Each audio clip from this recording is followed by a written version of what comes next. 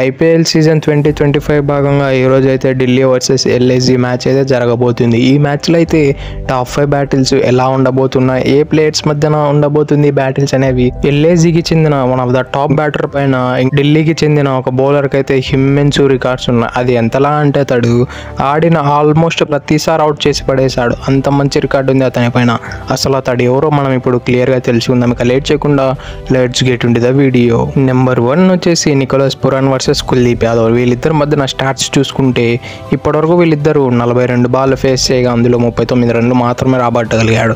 Average చూస్తే 9.8గా ఉంది. Strike rate చూస్తే 92.9గా ఉంది. అలానే 4 సార్లు అవుట్ చేశాడు కుల్దీప్ యాదవ్ నికోలస్ పురాన్ని. అంటే ఎంత డామినేటింగ్గా కనబడుతున్నాడో మనకు అర్థమవుతుంది కుల్దీప్ యాదవ్ నికోలస్ పురాన్ పైన. అలానే నికోలస్ పురాన్ అంత చిన్న ప్లేయరా అంటే అసలే కాదు. లిటరలీ ఎల్ఏజీ వాళ్ళు 21 కోట్లు పెట్టి రిటైన్ చేసుకున్నాడు. అంత పెద్ద ప్లేయర్ అతడు. అతని పైన ఇంత ఇమ్మెన్సు రికార్డు ఉందండి కుల్దీప్ యాదవ్కి. హ్యాట్స్ ఆఫ్ చెప్పి తీరాల్సింది. ఈవెన్ అతడు ఇంటర్నేషనల్లో కూడా చాలా వరకు స్ట్రగుల్ చేశాడు నికోలస్ పురాన్ని. అలానే నికోలస్ పురాన్ అయితే దీనికి కౌంటర్ ప్లాన్ అయితే డెఫినెట్లీ ప్లాన్ చేసుకునే వస్తాడని నాకు అనిపిస్తుంది. ఇక నెంబర్ 2 విషయానికి వస్తే ఢిల్లీ యంగ్ సెన్సేషన్ అయిన Jake Fraser McGurk versus Ravi Bishnoi ఉండే అవకాశాలు ఉన్నాయి. ఎందుకంటే జేక్ ఫ్రేజర్ ఎటువంటి బౌలర్ ప్లేయర్ అంటే అతడు ఫాస్ట్ బౌలర్లని విత్ ఈజ్ ఆడేస్తాడు, విత్ ఈజ్ బయట పంపిస్తూ ఉంటాడు. కానీ ఎప్పుడైతే స్పిన్నర్లు వేస్తారో అప్పుడు కొంచెం తడబడుతుంటారు. అందులో ఈ రవి బిష్ణోయి స్పిన్నర్లలో స్పిన్నర్లు వేరయ్యా అనే టైప్. అంటే ఇతడు లెగ్ స్పిన్నరే కానీ ఒక పేసర్ లాగా పేస్ మాత్రము అట్ విల్ వేస్తూ ఉంటారు. Like 90 km/h 100 km/h at will పేస్ని అయితే జనరేట్ చేస్తూనే ఉంటాడు. ఆ పేస్లో అతడు అక్యురేట్ గూగ్లీస్ వేస్తుంటాడు. ఆ అక్యురేట్ గూగ్లీస్ అనేవి పొర్రపాటున మిస్ చేశాడంటే జేక్ ఫ్రేజర్ అక్కడ నుంచి వెనక్కి వెళ్ళిపోవాల్సిందే. కాబట్టి రవి బిష్ణోయి అయితే జేక్ ఫ్రేజర్ మెగాగ్ని కొంచెం డిస్టర్బ్ చేసే అవకాశాలు చాలా ఎక్కువ ఉన్నాయి. కొంచెమేంది లిటరలీ చాలానే చేయవచ్చు. అందులో వైజాగ్ పిచ్ అనేది ప్యూర్ బ్యాటింగ్ ఫ్రెండ్లీ వికెట్. కాబట్టి ఇక్కడ ఏం జరుగుతుందో మనం ఎవరమే ఊహించలేం. ఇఫ్ ఇన్ కేస్ ఇదే మ్యాచ్ ఎల్ఏజీలో కూడా జరిగినట్లయితే లక్నోలో డెఫినెట్లీ రవి బిష్ణోయి అయితే 100కి 200% జేక్ ఫ్రేజర్ మెగాగ్ని ఇంటికి పంపించేవాడు. ఇక నెంబర్ 3 విషయానికి వస్తే David Miller versus Mohit Sharma. వీళ్ళిద్దరు అయితే వాళ్ళ టీంకు డెప్త్ ఓవర్స్లో అద్భుతమైన సర్వీస్ ప్రొవైడ్ చేస్తుంటాడు. మెయిన్లీ డేవిడ్ మిల్లర్ అయితే రీసెంట్గా జరిగిన ఛాంపియన్స్ ట్రోఫీలో అగెయిన్స్ట్ న్యూజిలాండ్ అయితే సెమీఫైనల్స్లో ఆల్మోస్ట్ గెలిచేశారు.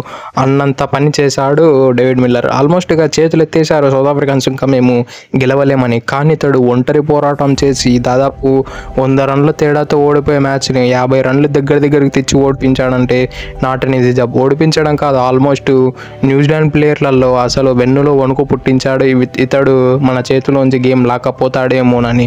ఇక మోహిత్ శర్మ గురించి అంటే నేను ప్రత్యేకంగా చెప్పనక్కర్లేదు. లాస్ట్ సీజన్ అతడు గుజరాత్లో ఉన్నప్పుడు ఎటువంటి బౌలింగ్ వేశాడో మనం అందరం చూసాం. ఈవెన్ వీళ్ళల్లో ఇంకో మ్యాచ్అప్ ఏమిటంటే లాస్ట్ ఇయర్ వీళ్ళిద్దరు గుజరాత్కి ఆడారు. కాబట్టి ఇద్దరు నెట్లలో ఫేస్ చేసే ఉంటారు. ఎందుకంటే ఆ స్లోర్ వన్స్ ప్రతి బౌలర్ వేస్తాడు, ఇతడు డిఫరెంట్గా వేస్తాడు. ఇతని కొంచెం టిపికల్ని ఎదుర్కొంటే డేవిడ్ మిల్లర్ మ్యాచ్లో కొంచెం ఈజీ అవుతుందని డెఫినెట్లీ వీళ్ళు నెట్లో అయితే ప్రాక్టీస్ చేసే ఉంటారు వీళ్ళిద్దరు కలిసి ఒకసారిగా. ఇక నెంబర్ 4 విషయానికి వస్తే కేఎల్ రాహుల్ వర్సెస్ ఆవేష్ ఖాన్ ఉండే అవకాశాలు ఉన్నాయి. వీళ్ళిద్దరి మధ్యన స్టాట్స్ చూసుకుంటే ఇప్పటివరకు 37 బాల్లో పార్టిసిపేట్ చేయగా 62 రన్లు కొట్టాడు.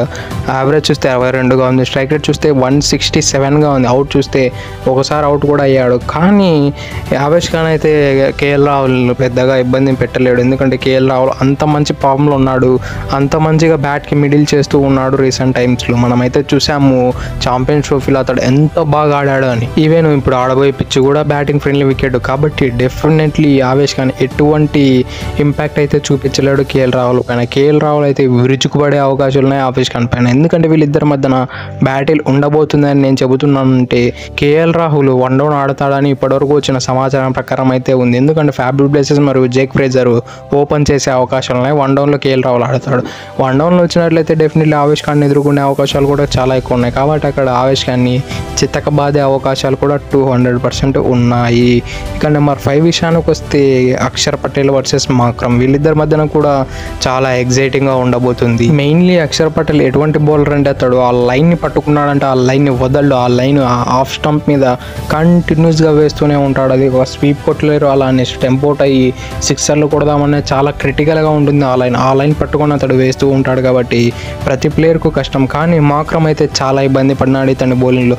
ఈవెన్ T20 ఫార్మాట్లో అయితే అంతగా ఇబ్బంది పడినట్టయితే కనిపించలేదు. లేదు, నెగోషియేట్ చేసేసాడు. కానీ వేరాజ్ ఓడే మ్యాచెస్లో అయితే లిటరల్ అతడు బోల్డా పడిపోయాడు అక్షర్ పటేల్. ఓడే మ్యాచెస్లో 3 సార్లు అవుట్ అయ్యాడు. ఇక T20 స్టార్ట్స్ విషయానికి వస్తే 21 బాల్ ఫేస్ చేయగా 32 రన్లు అయితే కొట్టగలిగాడు. యావరేజ్ చూస్తే 32గా ఉంది. ఆ స్ట్రైక్ రేట్ చూసినా 152గా ఉంది. కానీ ఒకసారి మాత్రమే అవుట్ అయ్యాడు అక్షర్ పటేల్కి. కానీ ఆ సైకలాజికల్ ఇంపాక్ట్ అయితే ఉంటుంది. ఇతడు వచ్చాడు, ఇతడు ఏదో వచ్చేస్తాడు అనే ఇంపాక్ట్ అయితే డెఫినెట్లీ అతని మైండ్లో రన్ అవుతూనే ఉంటుంది, మాక్రమ్ మైండ్లో.